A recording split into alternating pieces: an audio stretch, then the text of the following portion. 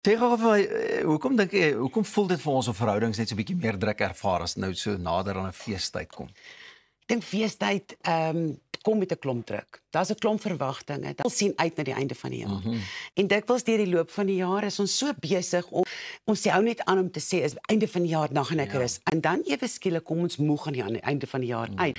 En ewe skielik is daar al hierdie verwagtinge, al hierdie tradisies wat gevolg moet word. Daar's 'n familiekalender. En dan is ek moeg en ek en my verhouding het moontlik dalk nie lekker by mekaar uitgekom nie.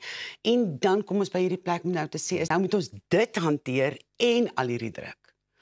Vakansietye wat opwindend is, vergroot so 'n bietjie daai druk wat ons ervaar het. En wat sou tipiese tekens wees om te wys dat ou nou daai tipe van druk het?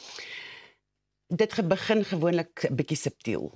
Daai irritasie, die frustrasie, ons het nie geduld met mekaar nie. Ons begin ook emosioneel onttrek. Selfs in 'n groot groep begin ons net stiller raak.